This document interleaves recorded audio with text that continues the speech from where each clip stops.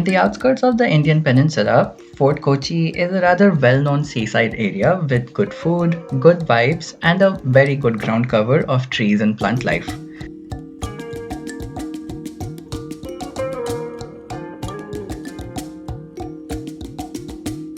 Speaking of, I noticed many of these tall coconut trees standing with their half shaved mohawks, which could be a sign of huge wind speeds along the coast.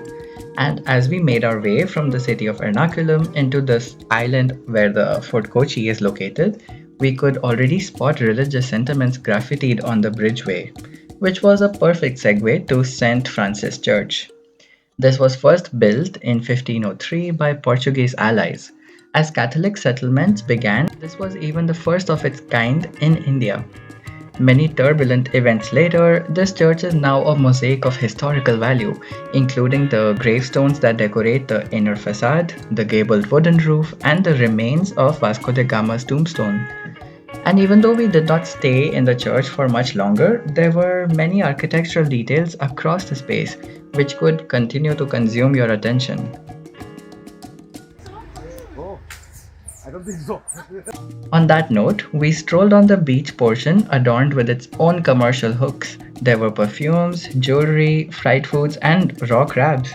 And everywhere we walked, every two steps, we saw another shop or a scene worth clicking a picture of. I wouldn't consider myself a target audience of these wares, but credit where it is due. What was really funny to see here is that everyone is hyper aware of these tourist spots. So many of these fishing nets are only orchestrated for display purposes.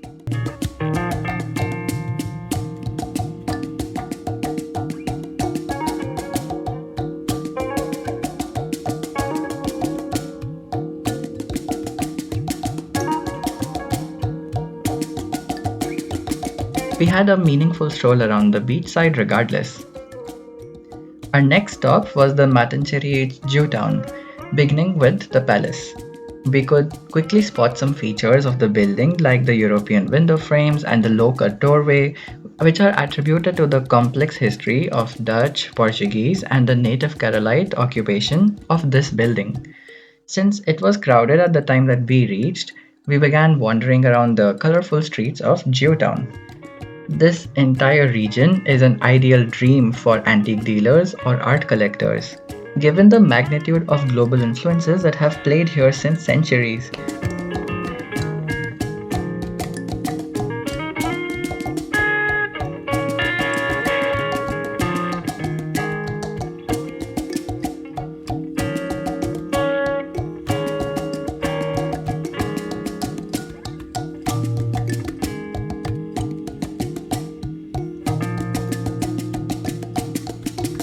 We made our way towards the Pardesi synagogue, which is right next to a trilingual clock tower, with one side for Malayalam, one for Hebrew, Roman, and the fourth one being blank. It must have helped each of the resident communities of its time. The synagogue is rich in color as well, with the hand painted Chinese porcelain tiles to the Belgian glass chandeliers. We also learned that this was a place that many Jews from around the world in the past took refuge and found community in, giving it a sense of a foreign appeal, and hence being known as Pardesi Synagogue.